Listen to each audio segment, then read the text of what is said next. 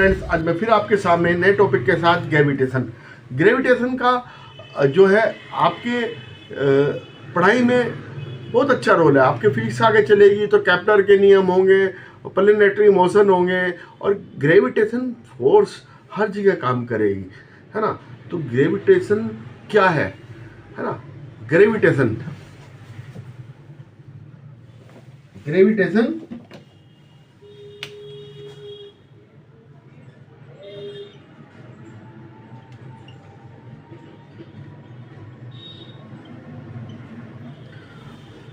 हम बॉल को ऊपर फेंकते हैं, बॉल नीचे आती है।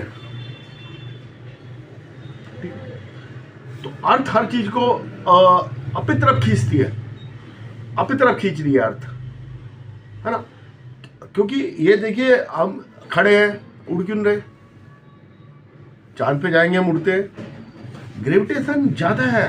तो ग्रेविटेशन क्या है कि अर्थ अपनी तरफ खींच रही है और उसके खींचने की वजह से प्लैनेटरी मोशन होता है कि प्लेनेट जो है सन की ओर चारों ओर एक उसमें डायरेक्शन में, है ना, चलते रहते हैं, एक ऑर्बिट में स्पेशल घूमते हैं। तो प्लेनेटरी मोशन होता है। और जो एटमॉस्फेरिक जो एयर है वो उसकी वजह से ही है, खींची नहीं होगी तो सारी भाग जाएगी, एयर नहीं रहेगी।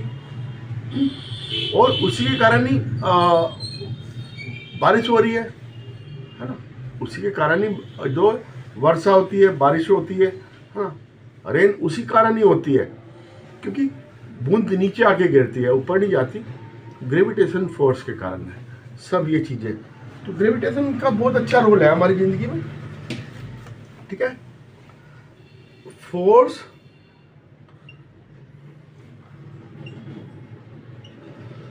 ठीक है,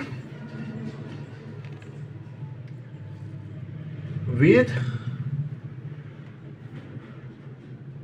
earth pull the object toward। अब क्या है कि ये तो हो गया, लेकिन क्या है कि हर जो ग्रेविटेशन फोर्स मैंने आपको बता दिया कहाँ कहाँ काम आती है। फोर्स वो फोर्स जिससे अर्थ अपनी तरफ सबको खींच रही है, ठीक है। अब ये टू ऑब्जेक्ट है तो इनमें भी अट्रैक्शन होगा, ठीक है। एक दूसरे को अपनी ओर खींचते हैं, दो ऑब्जेक्ट अपने ओर खींचते हैं, ठीक है। अकॉर्डिंग ये किसका ला था, न्यूटन का। न्यूटन ने बताया कि दो ऑब्जेक्ट एक दूसरे को अपनी ओर खींच रहे हैं, ठीक है। और यूनिवर्स में सब एक दूसरे को खींच रहा है, ठीक है। सर्टेन फोर्स सब में है और जो वो फोर्स है उसको ही ग्रेविटेशन फोर्स कहते हैं। मतलब फोर्स ऑफ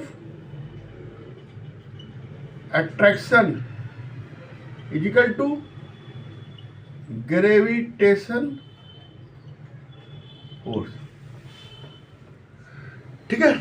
अब जो हमारी अर्थ है उसमें तो हर चीज छोटी है, पृथ्वी पे जितनी है तो वो अर्थ ही अपनी तरफ खींचेगी।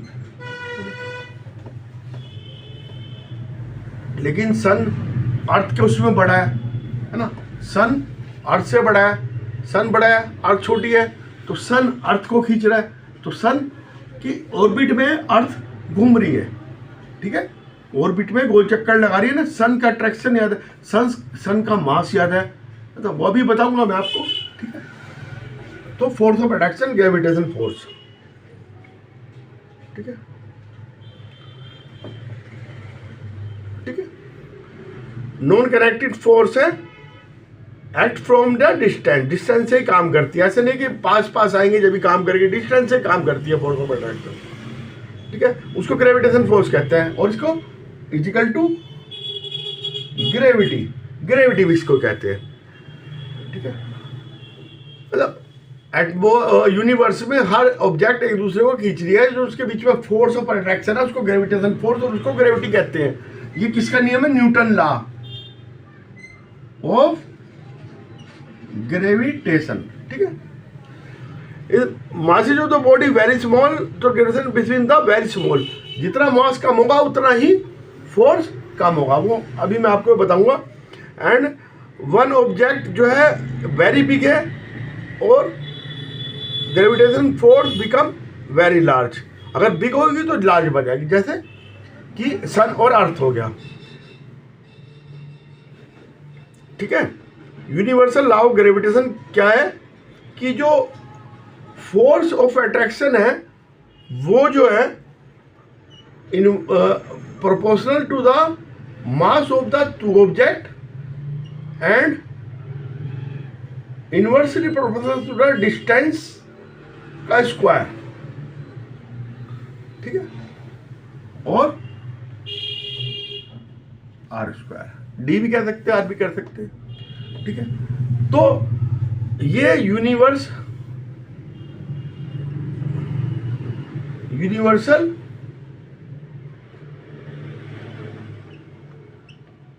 लॉ ऑफ ग्रेविटेशन है, जो न्यूटन ने दिया था। ठीक है। अब ये ए है, ये बी है ना। इन दोनों के बीच की कितनी डिस्टेंस है? आर। सेंटर से सेंटर तक लेंगे डिस्टेंस। ठीक है। और ये इसका ये m1 है, ये m2 है, तो इनके बीच में मास का प्रोडक्ट और डिस्टेंस ये। ठीक है, हो गया। एक तो डिस्टेंस पे डिपेंड करती है और एक उसके उस पे डिपेंड करती है। तो F equal to G m1 m2 upon R square, और ये जो g है ये ग्रेविटेशनल कांस्टेंट है। इसकी वैल्यू 6.67 इंटू 10 की पावर -11। ठीक है। Newton metre square upon kg square ये होती है। ये मैं आपको बताऊंगा कैसे आ रही है, ये आपको याद रखना पड़ेगा। 6.67, ये 6.7 भी कह सकते हैं इसको। ठीक है। ये भी डबल, अगर हमने इसकी डिस्टेंस बीच की डबल कर दी तो ये फोर्स 1/4 हो जाएगा। If R equal to 2R, ठीक है, तो 1/4 हो जाएगा F। ठीक। और अगर वेट बढ़ाएंगे तो उसने मल्टीपल में हो जाएगा, तो कर सकते हो आप। अब ये देखिए F equal to G m1 m2 upon R square और G equal to F m1 m2 upon R square. ठीक है। इसका Newton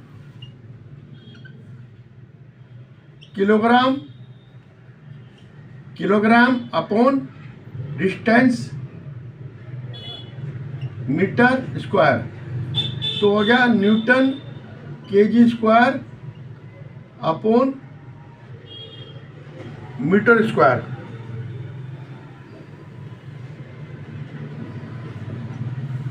sorry,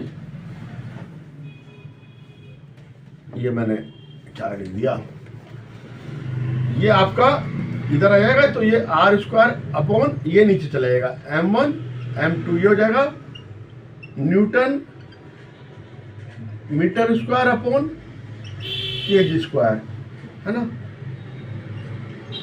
Newton metre square KG -2, ये इसकी यूनिट।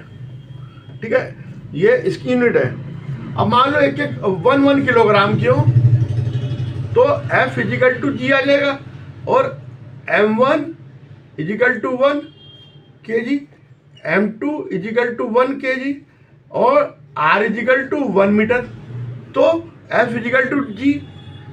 ठीक है, F इजिकल टू जी होगा, इसकी वैल्यू इतनी होगी। ये हम देख सकते हैं गोल्ड बॉल को एक उस पे स्ट्रिंग पे, इलास्टिक स्ट्रिंग पे टांग के उनकी बीच की फोर्स नाप सकते हैं, वो इतनी आएगी। अगर 1 किलोग्राम की हमने बोली तो नाप सकते हैं। ठीक है। फोर्स ऑफ ग्रेविटी इज ये वेक्टर क्वांटिटी होती है, ये डायरेक्शन बताएगी अपनी किधर है, ठीक है, ऐसे नहीं कि डायरेक्शन नहीं बताएगी, डायरेक्शन बताएगी तो वेक्टर क्वांटिटी है।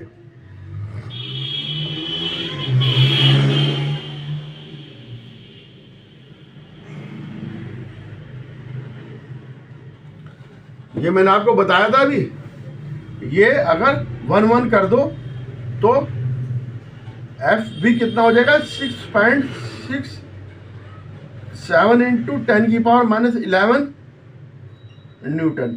उसके इनके बीच में फोर्स कितना लगेगा, इतने न्यूटन का फोर्स लगेगा। ठीक है, जो फोर्स लगेगा इतने न्यूटन का लगेगा। ठीक है,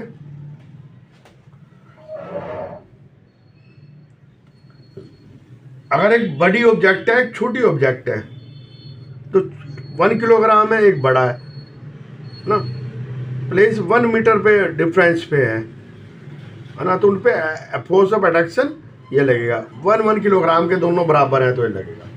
ठीक है, all together the various object of the earth attract one another, है ना, do not cause any motion because the gravitation force of attraction between one very small.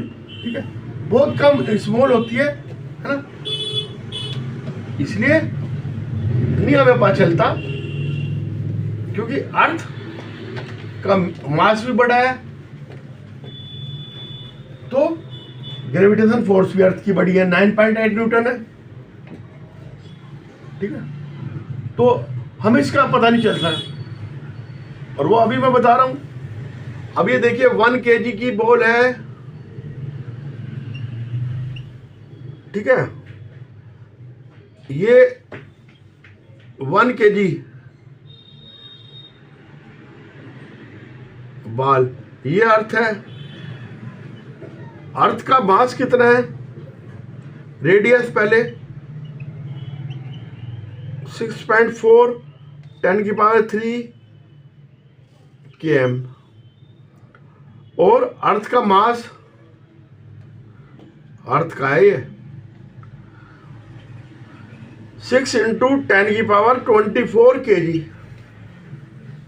ठीक है, और G इक्वल टू 6.7 इंटू 10⁻⁻11 है ना, newton metre square upon kg square.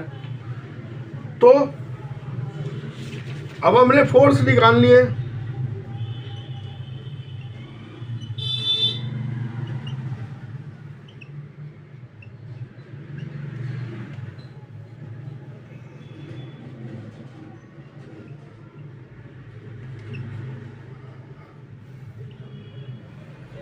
अब ये अर्थ की सेंटर से इतनी दूरी तो रखी है, रेडियस है, इसका मतलब इतनी दूर रखी है रेडियस से, है ना, यहाँ से इतनी दूर है, ये है रेडियस का मतलब कि सेंटर से कितनी दूर है। ठीक है, तो एफ फिजिकल टू आ गया 9.8 न्यूटन। 1 किलोग्राम की बॉल पे 9.8 न्यूटन का फोर्स लगेगा। बताइए कितना ज़्यादा फोर्स है, तो अपना अट्रैक्ट होगी। अब 1 किलोग्राम की बॉल का मुंह पर फेंकते तो नीचे आगे ड्रॉप होके फिर वो अर्थ पे आएगी। ठीक है, एस्केप नहीं करेगी। अब जो है बहुत ऑब्जेक्ट बहुत बड़े बड़े हैं। अब जैसे mass of sun 2 into 10⁻30 kg है ना। अब ये मास ऑफ अर्थ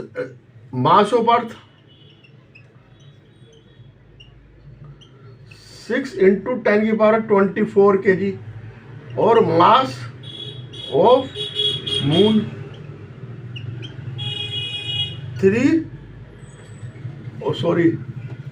मून का होगा 7.4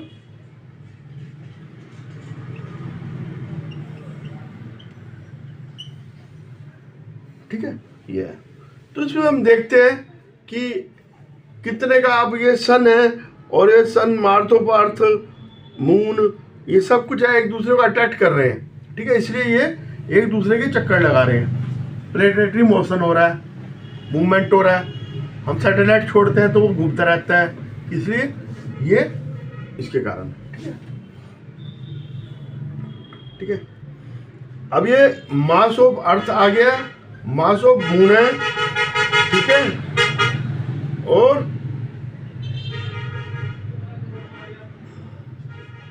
और distance between moon and earth 3.84 into 10⁵ kilometre, इतनी डिस्टेंस है मून की और अर्थ की। अब इसमें कितना फोर्स होगा, तो F equal to 6.7 into 10⁻⁻11 G की वैल्यू है ना, F equal to G m1 m2 upon r², 6 into 10⁻24 into 7.4 into 22 और 10⁻22 अपॉन 3.84। ये डिस्टेंस दे रखी है देखो बीच में अर्थ और मून की, है नहीं, यहाँ पे इसका स्क्वायर आ जाएगा। सोल्व करेंगे हम 2.01 इंटू 10⁻20 न्यूटन, इतनी फोर्स लग रही है मून की और अर्थ के बीच में, ठीक है। तो जो हमारी अर्थ है इतनी फोर्स एक्ट कर रही है आप मून को अपनी ओर अट्रैक्ट करने में। बस फार्मूला याद रखना आपने ये, तो बाकी तो डिस्टेंस वगैरह दी रहेगी, थोड़ी सी आपको याद रखनी है। एक तो जी की वैल्यू याद रखनी है, जो यूनिवर्सल ग्रेविटेशन कांस्टेंट होता है 6.67 into 10⁻⁻11 newton metre square upon kilogram square, ठीक है। अब ये देखिए, ये हमारा सन है, ये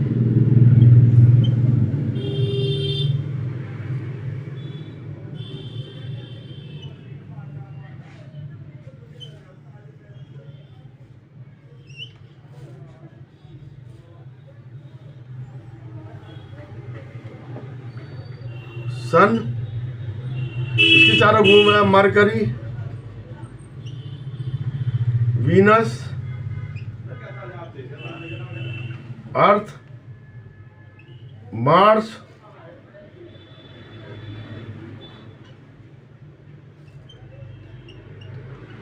जुपिटर,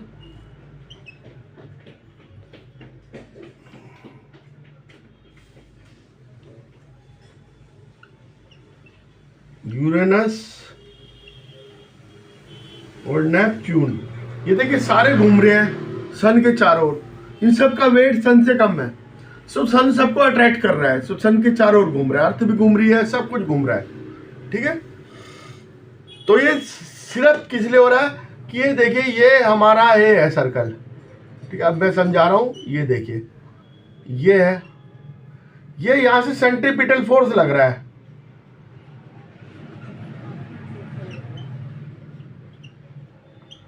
ठीक है, और ये टेंजेंट है, ये इधर की तरफ मूवमेंट हो रहा है इसका, तो जहां भी जाएगा ये सेंट्रीपिटल फोर्स लगातार अपनी तरफ खींचता रहेगा, ठीक है। ग्रेविटेशनल फोर्स ये है, ये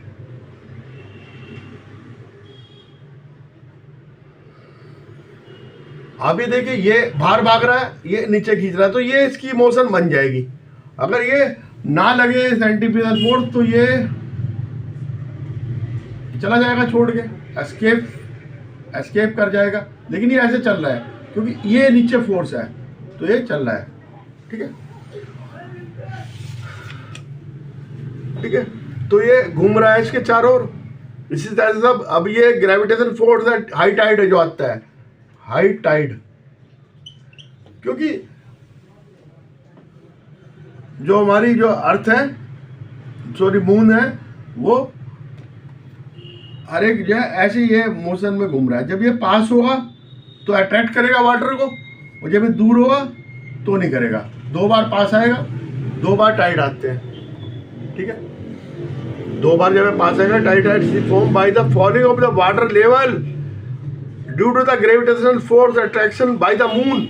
जब मून पास आएगा, ये मून घूम रहा है, ये मून के चक्कर लग रहे हैं, ठीक है, ओके। तो जब मून पास आएगा तो टाइड आएंगे, हाई टाइड कहते हैं जिनको। और ये आपको मैंने बता दिया प्लैनेटरी मोशन आपको ये ध्यान रखना है, F equal to G m1m2/r², ठीक है। और ये जो है न्यूटन इसकी वो होती है इस वाले फोर्स की वो, ठीक है। अब जी की क्या होती है, न्यूटन, ये ऊपर चले जाएगा मीटर स्क्वायर अपॉन ये नीचे चले जाएगा kg², ये आ गई इसकी यूनिट। तो जब भी दो आपके ये चीज़ें हैं ये एक दूसरे को अट्रैक्ट करती है, ठीक है। और ये जो फोर्स ऑफ अट्रैक्शन है वो ये सेंटर से ये सेंटर की जो डिस्टेंस है r, तो इसके तो इन्वर्सली प्रोपोर्शनल होता है स्क्वायर के।